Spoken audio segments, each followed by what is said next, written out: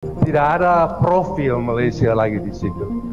Itu artinya kita harus ambil tindakan yang bukannya buku, yang bukannya keras, bukannya barang, bukannya hadiah untuk orang yang pernah jadi profesor lama, jadi kita lantik dia, bagi dia kursi di Ohio kah atau di Leiden kah. Harus ada guru bahasa. Sorry girl, I gotta go. Yeah, you know this ain't the old me. Try to keep it on the low. Halo guys, jumpa lagi di Aryan M Channel. Oke, buat teman-teman yang klik video ini, saya harapkan mudah-mudahan teman-teman masih dalam kondisi sehat walafiat, dan jangan lupa dukung channel ini dengan cara like juga subscribe. Oke guys, Malaysia berambisi untuk menginternasionalkan bahasa Melayu sebagai bahasa antar bangsa. Akan tetapi, Malaysia sendiri tidak ada perjuangan dan persoalan ataupun permasalahan bahasa di Malaysia pun belum selesai. Hal ini tentunya menjadi kendala bagi Malaysia. Tidak sesuai dengan apa yang dikatakan oleh profesor-profesor bahasa di Malaysia. Makanya, profesor dari luar pun heran ketika Malaysia menginginkan bahasa Melayu bisa internasional, tapi tidak ada usaha sama sekali. Oke, seperti apa videonya? Sebelum kita berkomentar, kita akan lihat dulu. Malaysia masih memiliki ambisi untuk menjadikan bahasa Melayu sebagai bahasa internasional. Berbagai upaya telah dilakukan guna mewujudkan hal tersebut. Salah satunya dengan memasukkan bahasa Indonesia sebagai bagian dari bahasa Melayu. Namun, seorang profesor dari Amerika memberikan kritik bahwa jika suatu negara ingin bahasanya diakui secara internasional, bahasa tersebut harus digunakan secara luas dan konsisten oleh seluruh warganya terlebih dahulu. Kritik ini menjadi tamparan bagi Malaysia, mengingat warga Malaysia sendiri masih banyak yang ogah berbicara dalam bahasa Melayu. Untuk mempelajari mana-mana bangsa secara keseluruhan, pertama sekali kita perlu menguasai bahasanya.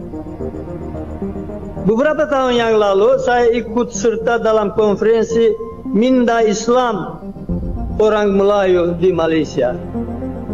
Dalam konferensi ini seorang Melayu dari Amerika Serikat mengucapkan pidato mengenai tema tersebut dalam bahasa Inggris. Saya pun bertanya kepadanya, apakah Bapak berbahasa Melayu? Tidak, jawabannya. Bukankah kita sanggup berpikir hanya berkat bahasa? Bagaimana mungkin seorang tidak berbahasa Melayu tetapi membicarakan minda pemikiran Melayu? Di sini juga sering-sering kalau saya bertanya apa-apa kepada orang berbangsa Melayu, sering dijawab dalam bahasa Inggris. Tanya lagi, dijawab dalam bahasa Inggris lagi. Oleh karena itu, mari kita mulai mengantara bahasa Melayu dari dalam negeri. Jadi kalau kita lihat penutur bahasa Melayu di dunia, ya, lebih 307 juta penuturnya. Lebih 307 juta penuturnya. Saya sangat bersetuju kalau kita nak jadikan bahasa Melayu sebagai bahasa ASEAN. Tetapi persoalannya, adakah kita bersedia? Pertama, ramai dari kalangan rakyat kita sendiri pun tak boleh bercakap dalam bahasa kebangsaan. Kedua, banyak nama jalan, tempat penginapan dan sebagainya dalam bahasa Inggeris. Ketiga, ramai warga asing, bahkan pelajar-pelajar asing datang ke kita, ada yang sampai dah duduk 10 tahun pun masih tak boleh bercakap dalam bahasa kebangsaan. Keempat, realitinya ramai orang Melayu di bandar, orang Melayu elit yang lebih selesa berkomunikasi dalam bahasa Inggeris. Yang kelima, yang paling pelik, orang Melayu kita rasa teruja dengan orang Cina dan orang India, Malaysia yang boleh bercakap dalam bahasa kebangsaan. Kalau kita nak pergi jauh, kita kena perbaiki semua ni. Saya lihat kita sendiri pun tak serius untuk memartabatkan bahasa kita dalam negara ini. Bahkan ramai juga orang-orang Melayu yang tak bersetuju dengan gagasan ini. Ini sesuatu perkara yang aneh. Apa kata anda? Jadi melalui kerjasama itu, kami juga mengadakan program bahasa Melayu sebagai satu bidang besar dalam kurikulum di sana. Kami dapat dana lagi dari Kementerian Pendidikan untuk membuat kamus bahasa Melayu Inggris online selama 3 Malaysia tahun. nggak modal berarti ya. Kami dapat dana lagi dari Kementerian Pendidikan Luar Negeri Amerika untuk membawa mahasiswa yang belajar bahasa Melayu mengikuti program bahasa Melayu di Malaysia selama 2 bulan. Waktu itu saya selenggarakan di Pahang. Orang yang ingin melanjutkan pengetahuannya tentang Malaysia dan bahasa Melayu justru boleh mohon dana lagi dari Kementerian Pendidikan Luar Negeri Amerika. Oke, Amerika yang membiayai pengantarbangsaan bahasa Melayu, bukan Kementerian Luar Negeri atau Kementerian Pendidikan Malaysia.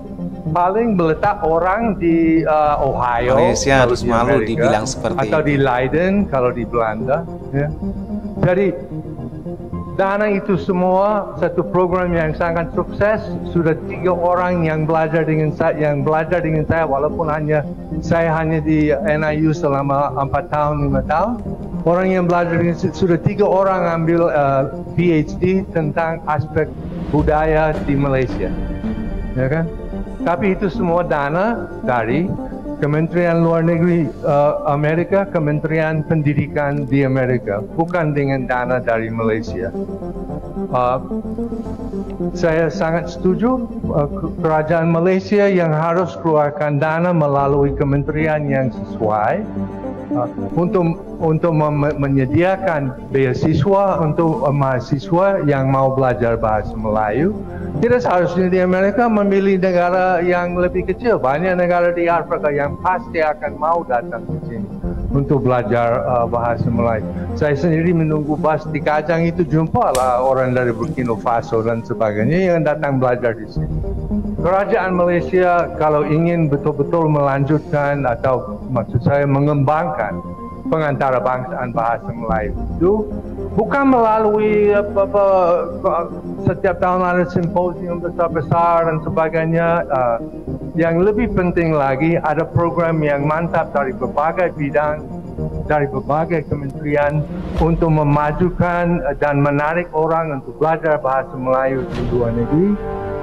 Dan mungkin belajar di Malaysia kemudian atau buat penelitian di Malaysia itu caranya di Amerika. Saya sendiri waktu buat penelitian di Indonesia untuk S3 saya, dananya semua dari Kementerian Pendidikan di Amerika. Saya hanya ingin merespon, membalas, mengangkat baliklah cerita tadi itu. Penguasa, saya lihat ada wakil negeri Belanda di sini. Dan dia boleh beritahukan bahwa semua buku yang dihadiahkan pada KITLV di Leiden sudah diserahkan pada perpustakaan dan tidak ada ruang baca Malaysia lagi. Kan dulu bertahun-tahun ada ruang baca buku-buku dari Malaysia, semuanya sudah diserapkan. Tidak ada profil Malaysia lagi di situ. Itu artinya kita harus ambil tindakan yang bukannya buku, yang bukannya keras, bukannya barang, bukannya hadiah untuk orang yang pernah jadi profesor lama, jadi kita lantik dia bagi dia kerusi di Ohio kah atau di Leiden kah. Harus ada guru bahasa, harus ada penjagaan, harus ada pendidikan untuk guru bahasa. Jangan kirim lagi buku, kirim orang dan bawa orang kemari. Itu caranya untuk mengantarabangsakan bahasa Melayu. Bukan dengan banyak-banyak buku yang akhirnya diserapkan dan hilang dalam koleksi yang lebih besar, dan bukan dengan hanya menghadiahkan orang yang sudah berkhidmat di Malaysia, kita berikan dia 1-2 tahun di Amerika, di Belanda, di Jerman dan sebagainya. Tidak ada kesinambungan, ya kan? Tidak ada kesinambungan dalam semua projek seperti itu. So mungkin lebih baik saya tidak sambung lagi karena sudah habis waktu kah? Terima kasih. Bagaimana pendapatmu mengenai ini, Sob? Tulis di komentar. Oke guys, demikian satu buah video yang menarik sekali dari Back to 90s channel. Jangan lupa dikunjungi ya. Ambisi Malaysia untuk bisa menginternasionalkan bahasa Melayu, untuk bisa mengantarbangsahkan bahasa Melayu. Akan tetapi usaha Malaysia ternyata seperti mau seperti enggak. Karena kalau kita melihat dari penjelasan video bagaimana Malaysia mau menginternasionalkan, kalau Malaysia sendiri ogah mengeluarkan duit ataupun mengeluarkan uang. Dan apa yang menjadi usaha dari Malaysia untuk bisa menginternasionalkan, menyebarkan bahasa Melayu agar bisa dipelajari di luar, ternyata tidak maksimal. Makanya tidak heran kalau Profesor Amerika saja mengatakan hal demikian. Bagaimana usaha dari pemerintah Malaysia, khususnya dari profesor-profesor Malaysia yang ingin menginternasionalkan bahasa Melayu.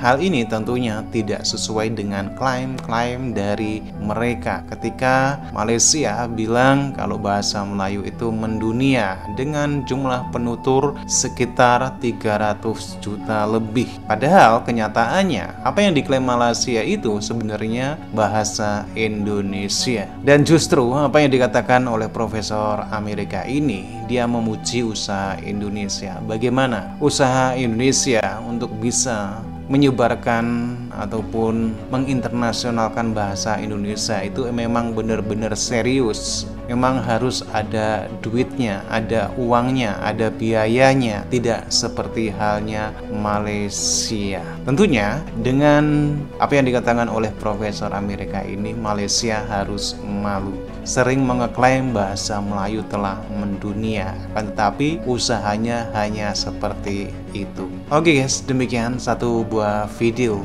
yang tentunya membuat malu profesor-profesor bahasa di Malaysia. Bagaimana nih menurut teman-teman? Silahkan teman-teman bisa berkomentar dan jangan lupa like, subscribe channel ini.